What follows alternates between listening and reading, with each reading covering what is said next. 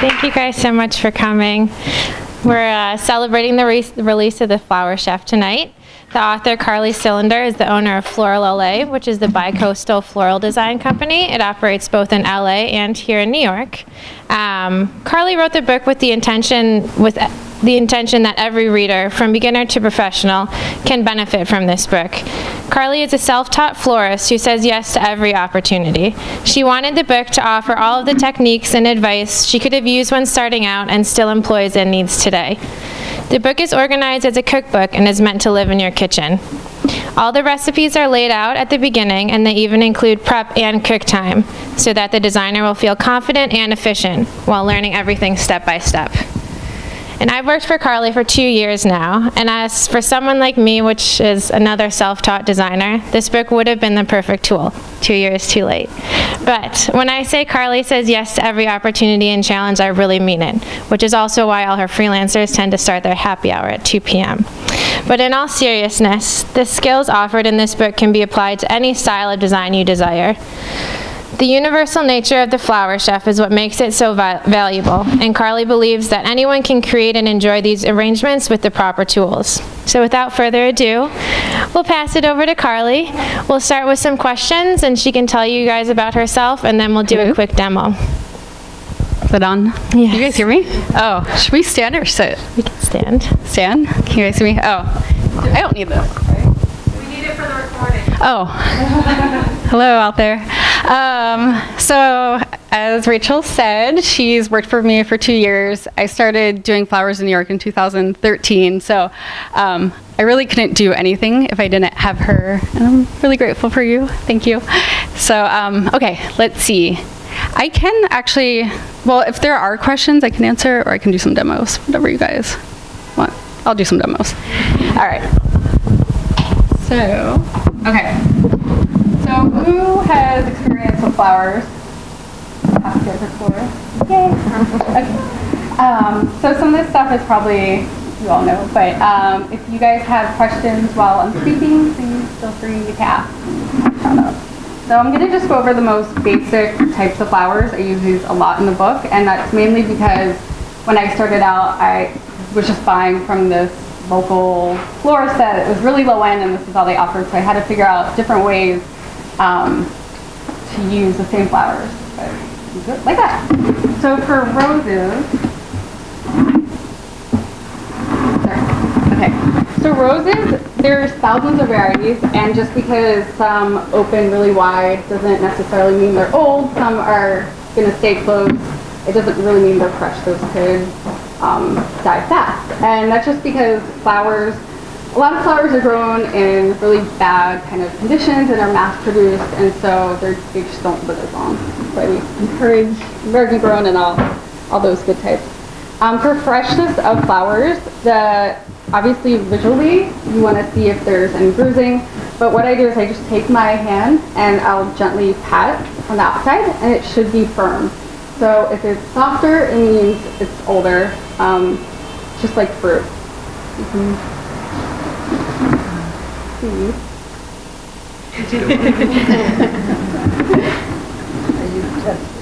Yeah, he's the boyfriend of tester. So for roses, again, some have thorns, some don't. If you're working a lot with roses, it's best to get a rose stripper. I don't know if you guys have seen this. It's only a few dollars. You can get it at the craft store or online, and it's very handy. So you start at the top. I'm like, whenever I do a demo, of course, it doesn't work. And you go really fast down. Oh, it takes it all off.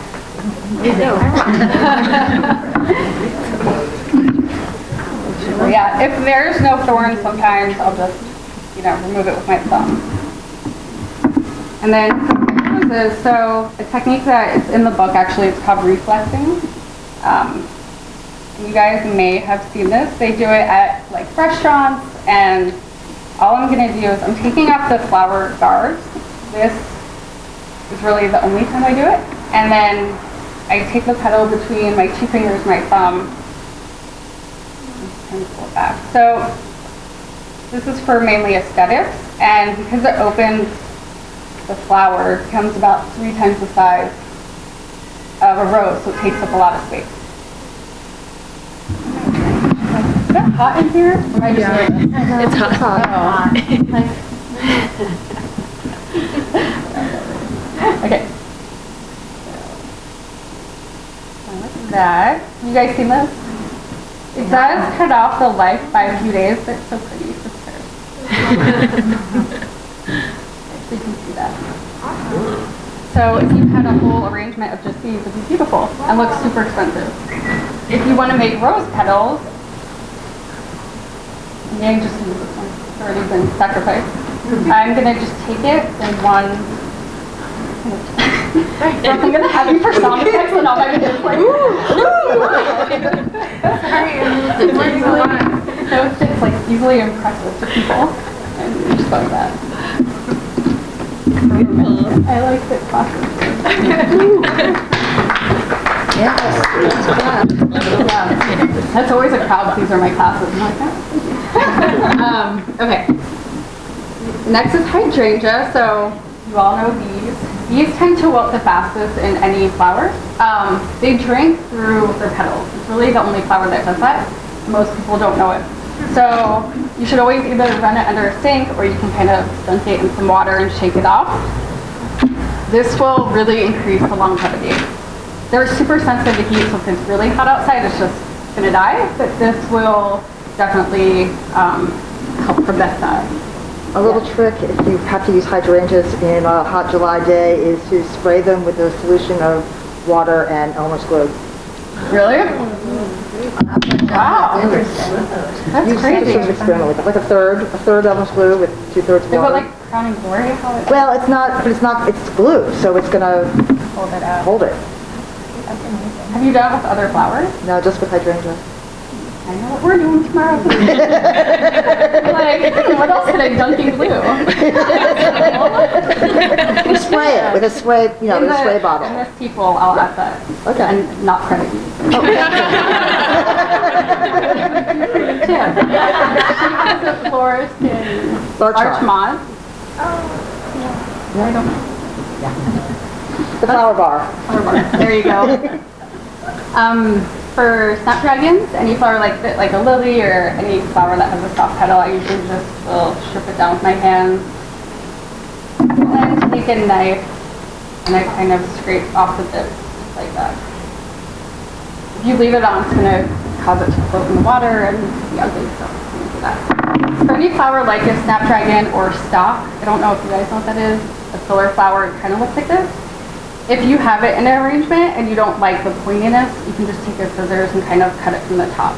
So that was something when I worked at a flower shop, I thought it was so crazy that people were cutting flowers from the top and from the bottom, but it changes the look. Yes, just in case. Okay. So I'm going to show you how to spiral. This is chapter 3 of the flower shop out of Amazon. I'm talking to the camera. So spiraling is the technique used to make a bouquet. You can make any kind of bouquet, like wildflowers or a traditional round bridal bouquet. So this is the technique for that. And I think it's the hardest one to learn, but once you do, you work very fast. So, all right, so I took all the leaves off the stem, and then so this bad roses. Okay, so you're gonna have your hand like a holder, and I'm gonna keep it round. A lot of people go like this intuitively, but you want to keep it round to keep it the shape going. So I'm gonna start with one rose. I'm gonna put it in the cover like that, and then I'm gonna add in another flower going on top and angled. I'm going to continue doing that in the same direction. You guys all see that? Mm-hmm. You're not going to see shape till there's about 6 or 8. So I'm going to go like that. Now the reason I'm doing this is because eventually I'm going to have to press it down. And if I had a stem going this way, it would probably snap off. It would also be hard to secure. So. That. Now a lot of videos or books will tell you to turn it every time you add a flower, but what happens is it starts kind of going all over the place, so I prefer just to kind of do it once or twice throughout to get to another side. So if you're working with someone, I can be like, hey, is there a hole? And then you'll show me, probably there. Yeah. If you're working at home, you can just put it in front of the mirror and just kind of see. So you guys can kind of see it's getting like a dome-ish effect.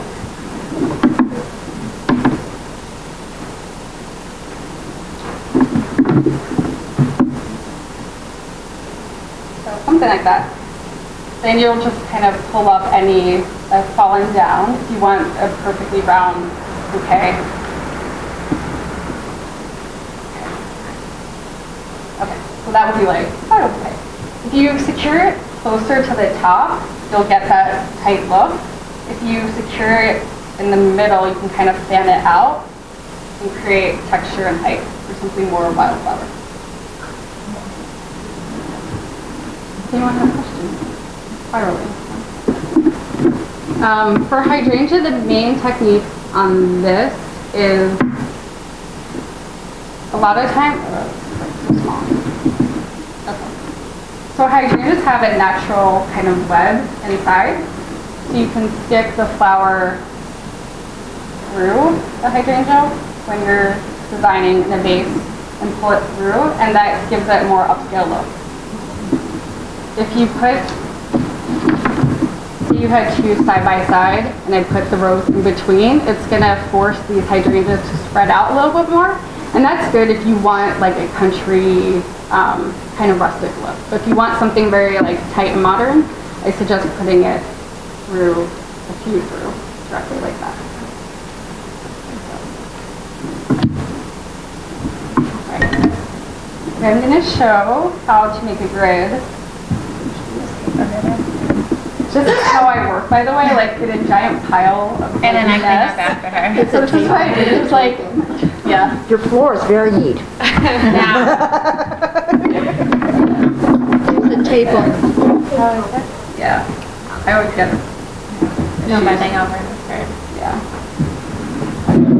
So this is vase tape, and you can buy it at a floral supply shop or online at like on Amazon, anything like that. But if you buy it by the Oasis brand, because the knockoffs break, and I wish I got paid by Oasis.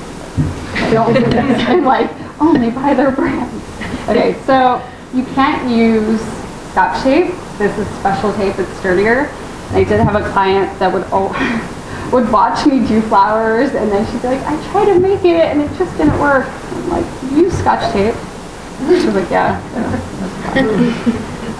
So you have to make sure that the vase is completely dry, or else it will all kind of fall off.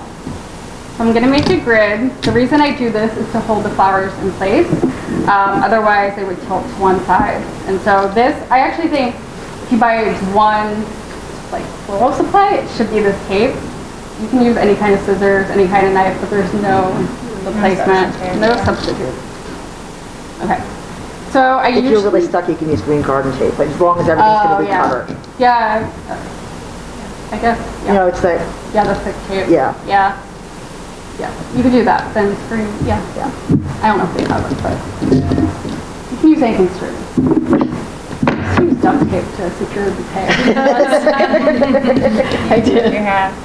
Homeland Security would be happy about that. Yeah. So making the grid, I'm doing it about an inch or so apart. So I'm going to do a 2 by 2.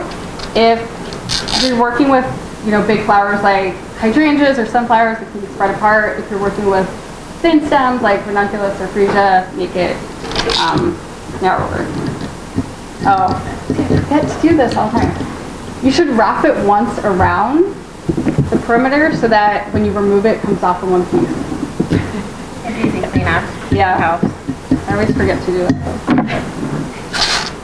I know. Do as I say, not as I do. Okay. So you guys see that? 2 by 2.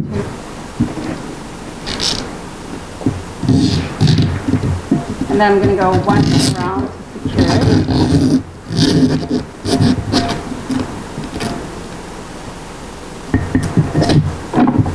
Then if you have any long pieces sticking down, you can just take the knife, press it up, and then move it. So the vase prep and the flower prep is always, usually it takes a lot longer than the actual arranging.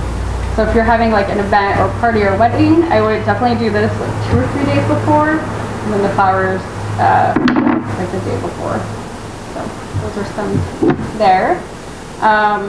Yeah, I think that's it for my demo.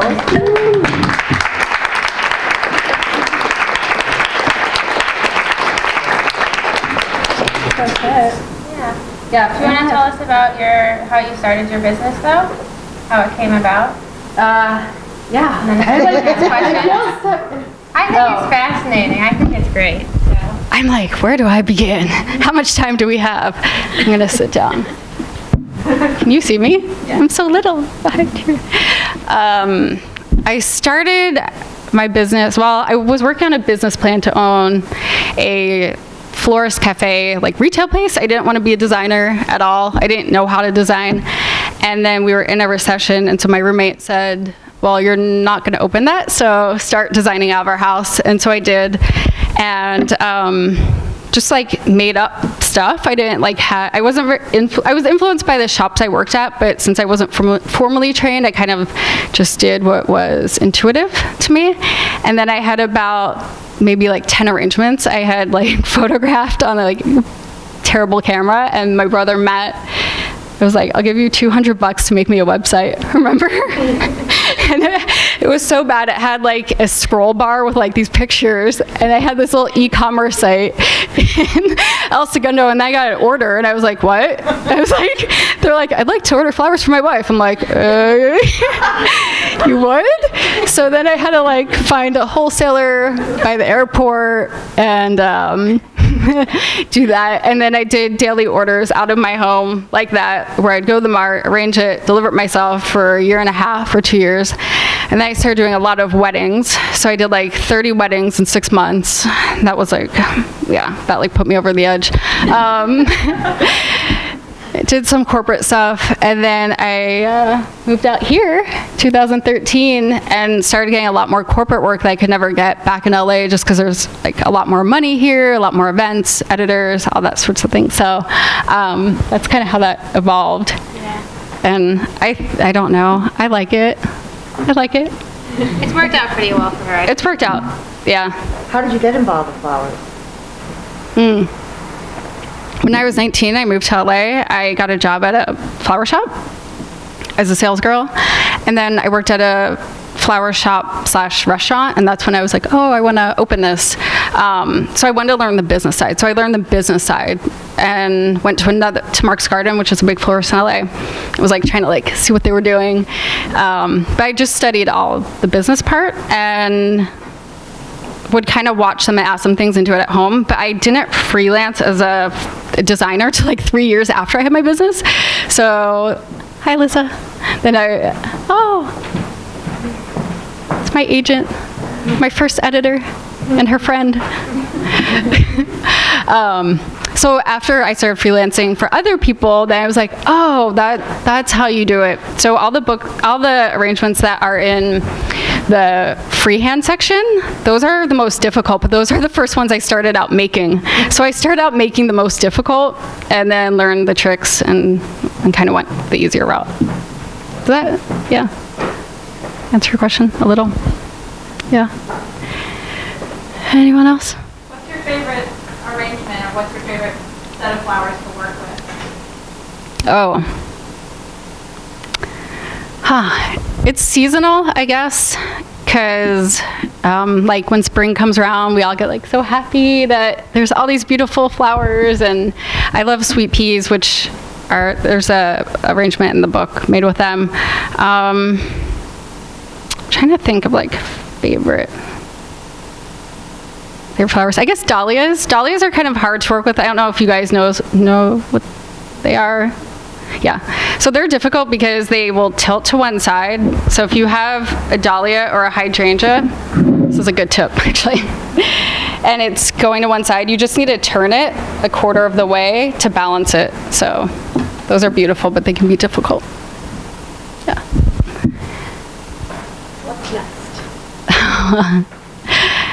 What's next? Well, I see us continuing our events in LA and New York. I'd like to do another book, and one day I'll have my show. So that's the next thing. I don't know. I'm just enjoying where things are at. Like, it's been 7 years, and it's nice to just enjoy this moment. And I have no idea, because, you know, none of us know what the future will bring. But yeah, more books, more shows, more events, more of everything. How do you end up doing a wedding? What part is you? What part is the bride? How do you come to design A wedding? So weddings for me were, why I burn out on them is because it is like, brides tend to do a lot of the same, you know, so they'll just show you a photo. So a lot of it's just replicating or like enhancing their vision. The design part, it's very rare when someone's like designed from scratch, you know, a wedding. So it's a lot of just copying. And I just try to steer someone in the right direction. And like, they might pick something that I wouldn't want, and if it's really bad, I try to make it a little better. Like, I think this girl wanted like fake turquoise roses or something in her bouquet, and I was like, I can't do that. I mean, I know I have like fake flowers on, but like, I can't do that for your wedding at all. So tried to like give her some alternatives, added in some sprayed ones. So for weddings, yeah, that's how I do it, consultation. And then, you know, ordering is always challenging. You guys are florists, so I think ordering and buying right is the hardest part, because they're flowers and they die, and that's just money, you know. And then for the actual arranging, even though I'm a florist, I don't like arranging for hours on end. I much prefer to deal with a client and like make a sample or something like that. So for the actual work part, I probably do like 20%, if that. So I'll just see how the designers are going, making sure it's in line with like the client or things I've talked about, and then have them execute it. Yeah. So that's why you like corporate better, because it's more interesting. Yeah, corporate I like better because we work with a lot of beauty, fashion, lifestyle brands, so we get to match the flowers to the brand's aesthetic. So, and that can be like very masculine, you know, which is always challenging and fun. Yeah, we work with John Varvatos a lot, so they're always like, flowers, but not flowers, you know, like, we want flowers, just don't put any on our table. And so we're just like, how about this leaf, like, dyed black on black with black? So it's a lot of that. And corporate tends to be fast, so we do, like, especially in LA and New York, a lot of times, I'll get a call like 3 days before sometimes, or 2 days. We need your help! Exclamation point, all capital letters. Oh, that's a very short time. Yeah, it is. That's why I have to get my hair dyed a lot, because I have a lot of gray from people doing that to us.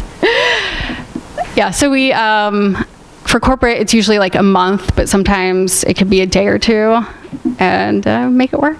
But I like that. It's much more creative, and I love working with brands. So. Are corporate people more flexible in accepting your if they're not being reasonable price-wise, or price? a certain flower, will they be more flexible in accepting your... Good question, Lara. That's my dad. You gave it away. I know, Dad.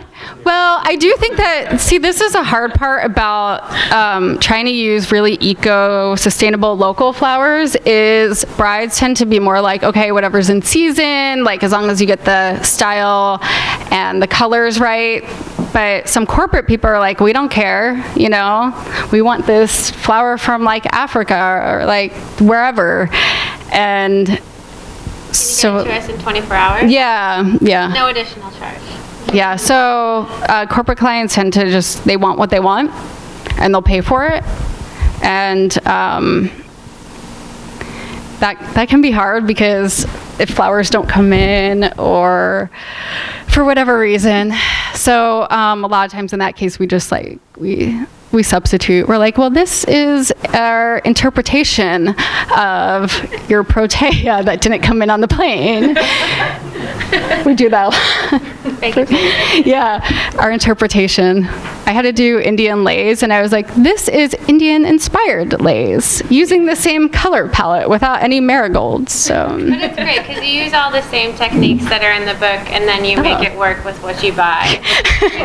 Can you come with me? I follow her around and like pass notes. She is the master. But no, it's true. She organizes everything.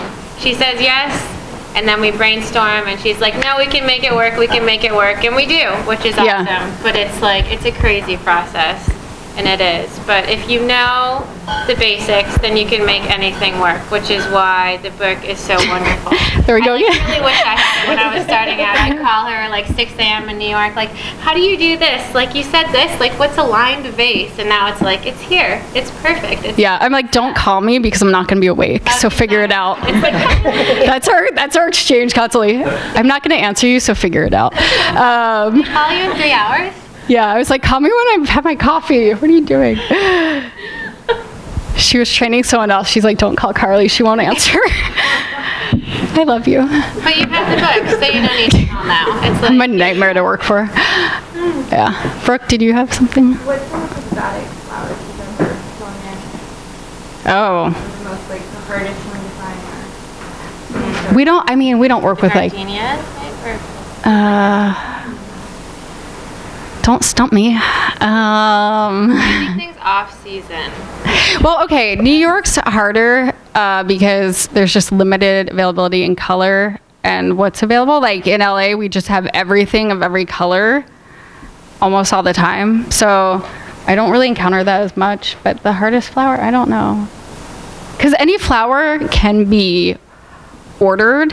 Even off season, you're just going to pay a lot, and it's terrible for the environment and everything. And it's not going to be good quality. I mean, yeah. You get a peony in the end of August. Yeah, it's going to be like that big.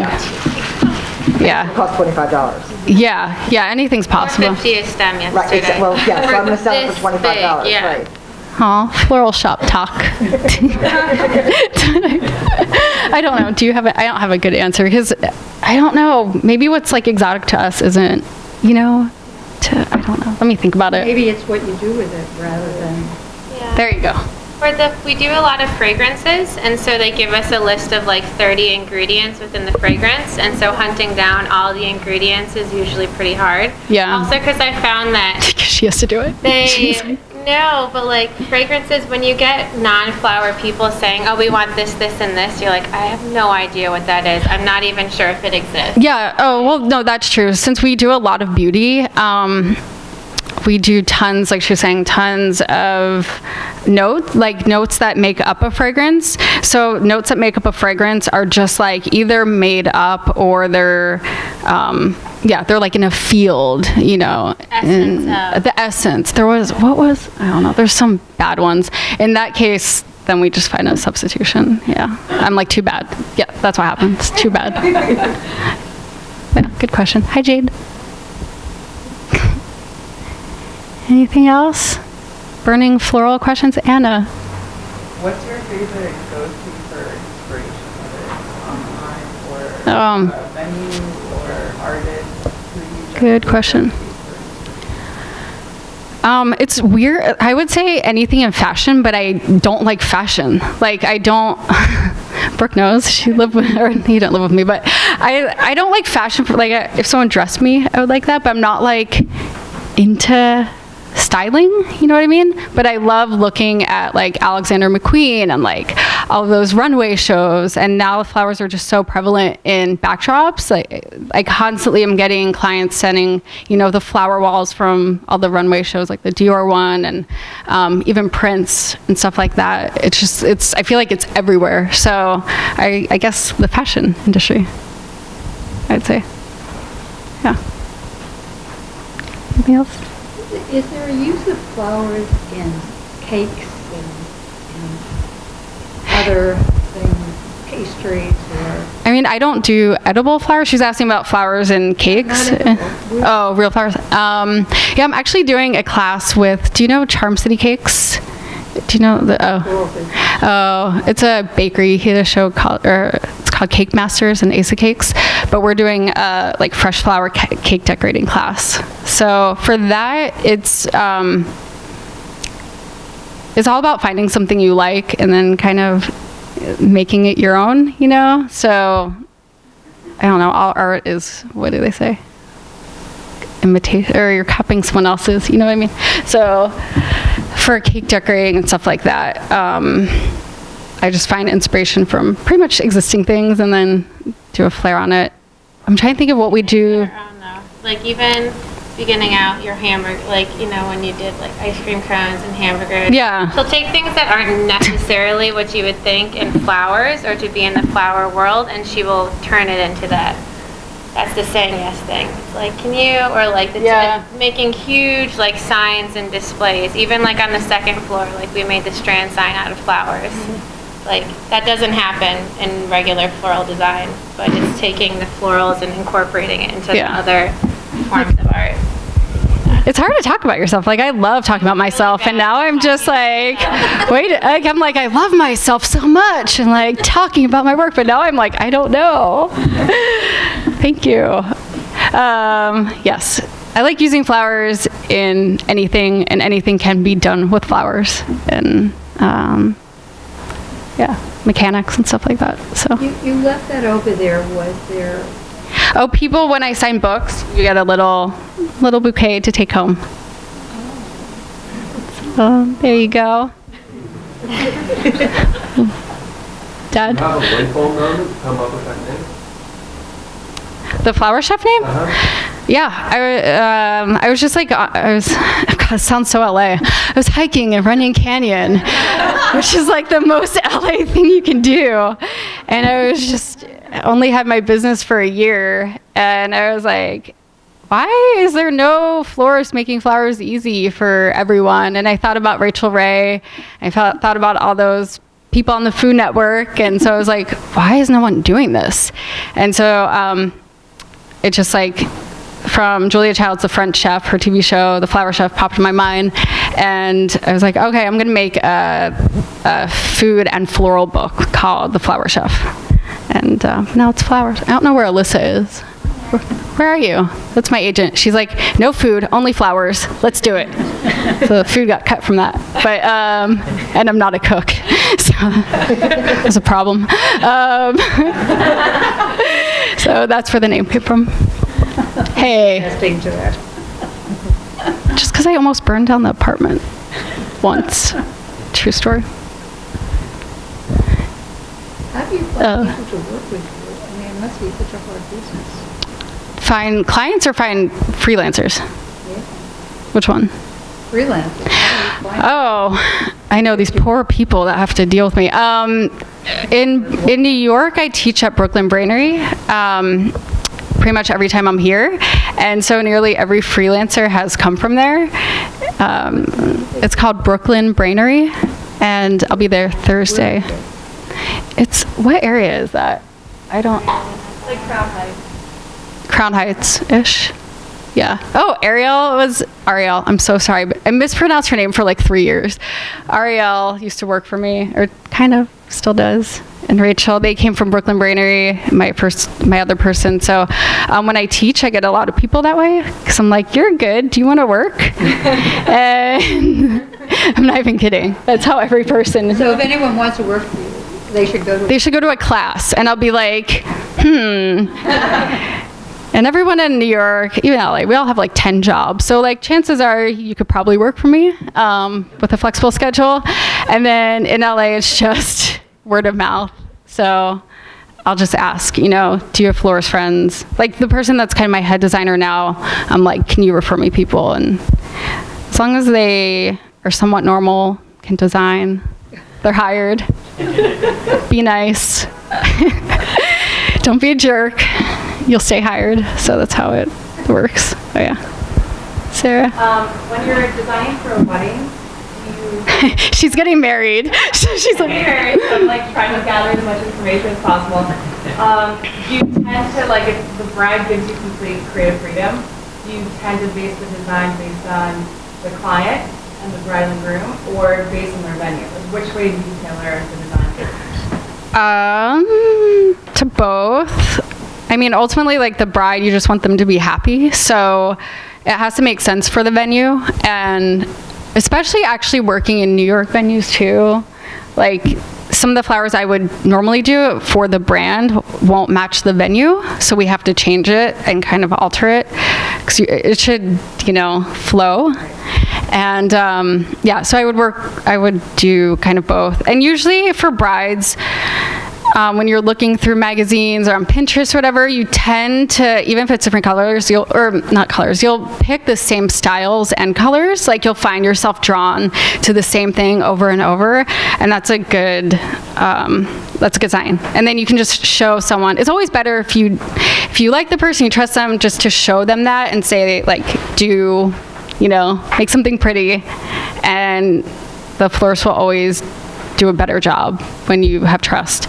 And then, yeah, it should make sense for the venue. So, I mean, the florist should do a walkthrough with you and give suggestions. Does that make sense? Yeah. Anything else? Oh, Oscar. Hi. Do you have any flower questions? He was my old roommate in Crown Heights. He called me a tornado because I'd run through our house. Always late. Oh, man. No. What's your favorite composition in the book? What is your favorite piece? Oh, okay. I can answer that one because it's called Calm and Collected. It's very jungly, and I like green and whites and anything very, I don't know. I want to feel like I'm on a tropical island, so yeah. Calm and Collected. Actually, you like that one too. It's my favorite too, yeah, which is funny because we don't normally have. Yeah, we have, so it's actually interesting working together because I go like modern and structured and she goes very rustic, which is like very trendy and natural, so that's been a process, that one. Yeah, it's simple. I mean, all that is hydrangea, viburnum, but you don't need it. But it's the Texture greens. and It's the greens that make unexpected, it. yeah. Yeah, it's easy. You need the tape, yeah. Have you ever had a client who absolutely hated it? They ended up really happy with it, but you still just... Oh. They ended up happy with it? Yeah, Because I'm thinking of one where they didn't end up happy, and I was like, see? And then they were like, you're terrible. And I'm like, you're terrible. No, as long as people are happy, I don't care. I won't post a picture. Yeah, like if it's ugly, I'm not going to post it, you know? Or like on my website, like I have a way bigger body of work than shown. It's money, like, so yeah, if people want it and they're happy, good. Is there any tricks? Aunt Kay. Are there any tricks to keeping the flowers fresh for longer? Like, is there something? Good question. Water? Yeah, you just really need to change the water. That is it. Actually, this girl. How often? Okay, I would say every day, but that's not realistic. So we'll say every other day, and if not that, then at least once. Like this girl, I did an event for her, and she posted her flowers, like the leftovers that she took by her desk, and I was like, change the water. It was like that much and like murky, and she's like, oh, that's why my flowers die. I'm like, what? So yeah, you have to change the water. You'll notice you'll get at least a week longer out of them. And so if it's arranged like in a short vase like this, but it's perfectly arranged, or like this, you don't want to mess it up. So I'll just put it under the faucet and let the faucet kind of flush out the old water, and it's super easy to do. Obviously, you're not going to take it every stem out and recut it. If you have, say, just like tulips or something like that in a vase that you plopped in, you should recut it and change the water every day. It's really going to make a big difference. Like a restaurant I worked at out here when I first moved here, they had those little bud vases. I'm like, you need to like change the water and like recut it. So it was my job, and it would last like, I know, a week or two more. And so, you know, you're paying for them and you want them to last. So yeah, change the water And that's my advice. One more question. No. Okay. Anna. Turning them on a diagonal after you buy them actually do anything? Yeah, the reason we cut them on a slant is it creates more surface space. So then the flowers can drink more. So it's better to do that. If they're on the, flowers should always be tucked into the bottom of the vase. And so you don't want, if it was flat, the stem would be flat on the bottom and the water would go to the stem. It's an angle. There you go. Future editor of my next book. You're here. I like it. If flowers are too thick to cut on a slant, then I'll do a vertical cut. So I'll cut it up and down, like branches and stuff like that. Yeah. Thank you guys for coming.